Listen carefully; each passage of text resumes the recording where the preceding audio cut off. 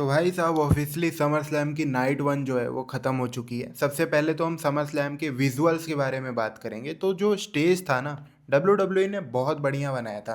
मतलब अब रेसलमेनिया के लेवल से कंपेयर करोगे तो उस लेवल का नहीं था, पर हाँ जिस तरह से डब्ल्यू डब्ल्यू को जाना जाता है कि स्टेजेस पे तो बिल्कुल ये मेहनत करते ही नहीं है, वैसा भी नहीं था। मतलब इस बार तुम कंप्लेन नहीं कर सकते हो कि डब्ल्यू डब्ल्यू ने ये कैसा स्टेज बना दिया। ये तो दिख रहा था कि एफर्ट तो डाला है, थोड़ा थोड़ा क्या काफी अच्छा स्टेज था। समर स्लैम के वाइब के बारे में बात करें तो वो भी काफी अच्छी थी। रिटर्न हुआ बहुत बड़ा, उसके अलावा काफी इमोशनल जो एंडिंग थी वो समर स्लैम की हमें देखने को मिली। तो फिर मैचेस के बारे में बात करते हैं और शुरू करते हैं समर स्लैम नाइट वन का रिव्यू। तो समर स्लैम का पहला मैच था लिव मॉर्गन वर्सेस इयो स्काई का। और भाई साहब जब से ये टाइटल जीता है लिव मॉर्गन ने, उसके बाद से आज पहली बार डिफेंड किया उस टाइटल को। खैर मैच तो बहुत बढ़िया था, पहला मैच था, समर स्लैम की ऑडियंस भी बहुत ज्यादा एक्साइटेड थी और मैच में बहुत ज्यादा डोमिनेट किया इयो स्काई ने। बीच में इंटरफेरेंस भी हुई, लिव मॉर्गन की चड्डी बड्डी रकेल और रॉक्सन भी आ गई थी और मुझे लगता है कि इन्हें लास्ट में आना चाहिए था। लास्ट में थोड़ा ये आते हैं ना मैच में इंटरफेरेंस करने, तो थोड़ा ज्यादा बढ़िया रहता है, लेकिन फिर भी मैच बहुत बढ़िया था। खैर भले ही इयो स्काई ने डोमिनेट किया, लेकिन मैच जीता भाई लिव मॉर्गन ने ही। समर स्लैम का जो दूसरा मैच था वो था blood line versus solo Sikoa, LA Knight और रॉयस कीस। और भाई साहब मानना पड़ेगा, सोलो सिकोवा के लिए ना ऑडियंस पागल हो रही है।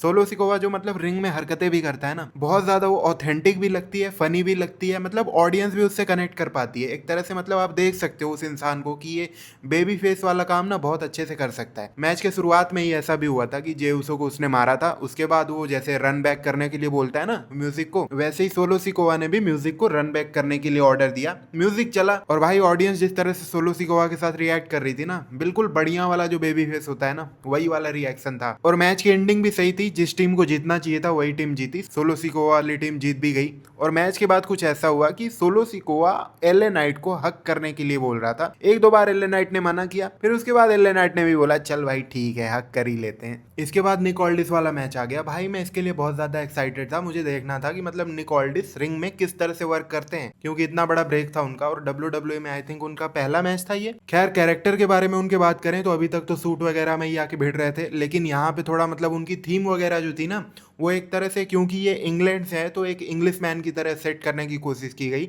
और इनका जो एंट्रेंस के टाइम पे स्क्रीन था ना, वो येलो येलो सा दिखाया था, जैसे मूवीज में ग्लैडिएटर होते हैं ना, वॉर वगैरह में लड़ाई करते हैं, उस तरह का कैरेक्टर सेट करने की कोशिश किया गया है। और विजुअली भी जिस टाइम पे इनका मैच था ना, उस समय जो रिंग में धूप पड़ रही थी तो जैसे पूरा पीला पीला हो जा रहा था ना, तो मतलब जो लोग विजुअल्स वगैरह पे ध्यान देते हैं उनको समझ में आएगा कि जैसे मूवीज वगैरह देखोगे वॉर में ना, तो पूरा एक थीम जो रहता है येलो येलो सा सेट रहता है। तो उस समय जो रिंग में धूप पड़ रही थी उसकी वजह से निक ऑल्डिस का जो कैरेक्टर था वो और ज्यादा उभर के आ रहा था। खैर मैच के एंडिंग के बारे में बात करें तो कोई भी उम्मीद नहीं थी भाई कि निक ऑल्डिस गुंथर को हराएंगे, और आई थिंक ये सही डिसीजन भी था। गुंथर ने लास्ट में सबमिशन से हरा दिया निक ऑल्डिस को। और मुझे आज पता चला कि निक ऑल्डिस की जो वाइफ है वो मिकी जेम्स है, क्योंकि मैच के खत्म होने के बाद निक ऑल्डिस की फैमिली वहां पे आती है रिंग में और ऑडियंस इन्हें अप्रिसिएट कर रही होती है। और आई डोंट नो, पता नहीं निक ऑल्डिस कंटिन्यू करने वाले हैं या नहीं, पर मुझे ऐसा लग रहा है कि करने वाले हैं। जिस तरह स्मैकडाउन में इन्होंने क्लियर कर दिया था कि अब निक ऑल्डिस जनरल मैनेजर का काम नहीं करने वाले, तो उसको देख के तो यही लग रहा है कि कंटिन्यू रखेंगे, ये एज अ रेसलर ही काम करने वाले हैं। खैर बढ़िया मैच था। इसके बाद वाला मैच होता है बेला ट्विंस और Paige versus the fatal influence का। फेटल इन्फ्लुएंस जो है वो बेला ट्विंस और पेज को हरा देती है। मैच में तो मुझे नहीं लगता कोई बहुत बताने वाली बात थी, लेकिन मैच के बाद यहाँ पे निकी बेला जो है वो पेज के ऊपर अटैक कर देती हैं। और एक तरह से वही ऑब्वियस वाला जो हिल टर्न होता है ना कि अब ये होने वाला है, पता चल जाता है, वही वाला हिल टर्न था। अब इसके बाद डब्ल्यू डब्ल्यू ई चैंपियनशिप का मैच आता है, Cody Rhodes versus CM Punk. मुझे ऐसा लगा था कि ये मैच मेन इवेंट में होगा, पर हेल इन अ सेल वाला जो मैच था वो डब्ल्यू डब्ल्यू ने डिसाइड किया कि वो मेन इवेंट करेगा। यहाँ पे मैच की जो शुरुआत होती है ना, पहले एंट्रेंस के बारे में बात करते हैं। स्ट्रीट फाइट्स, आई थिंक अगर मैं गलत नहीं बोल रहा हूँ तो यही मूवी आने वाली है कोडी रोड्स की, जिसमें रोमन रेंस भी है। कोडी रोड्स यहाँ पे जो एंट्रेंस करते हैं ना, वो उसी तरह से एंट्रेंस करते हैं जो कैरेक्टर वो मूवी में प्ले कर रहे हैं। अब मैच में सबसे ज्यादा इंटरेस्टिंग मोमेंट तब आता है जब रेफरी गलती से नॉक हो जाता है। और तुम्हें तो पता ही है कि अगर रेफरी को लगी तो मतलब कि कुछ ना कुछ बहुत ज्यादा इंटरेस्टिंग होने वाला है, कोई ना कोई आने वाला है। और वही हुआ। यहाँ पे रैंडी ऑर्टन का रिटर्न हो चुका है। रैंडी ऑर्टन यहाँ पे आते हैं, कोडी रोड्स के ऊपर अटैक करते हैं। रेसलमेनिया के बाद पहला अपीयरेंस था ये रैंडी ऑर्टन का। कैमरे में देखते हैं, आंख मारते हैं, गायब, क्योंकि अब कोडी जो है उनके पास टाइटल नहीं है, तो इसमें टाइटल का कोई इन्वॉल्वमेंट नहीं होने वाला है। खैर, अब टाइम आ जाता है हमारे मेन इवेंट का, hell in a cell match, Brock Lesnar versus Obafemi. अब देखो, ये जब मैच खत्म हुआ ना, तो उसके बाद अनाउंसर टीम ने साफ साफ ये बात बोली है, अगर मैं गलत नहीं हूं तो। मैंने तो सुना था कि ये ब्रॉक लेसनर का लास्ट मैच, तो फिलहाल के लिए तो आप यही कंसिडर करो कि ये ब्रॉक लेसनर का लास्ट मैच ही है, अगर सऊदी अरेबिया में उनको बहुत तगड़ा पैसा नहीं मिलता है। खैर, अब लगता नहीं है कि आने वाले हैं वो वापस, क्योंकि अनाउंसर टीम अगर उन्हें वापस आना होता तो वो नहीं बोलती कि ये लास्ट मैच है। और जहां तक बात रही मैच की, तो आई थिंक मैच चला होगा, 10 मिनट अच्छे से चला होगा। शुरू में ब्रॉक ने डोमिनेट किया, बाद में ओबा ने भी किया।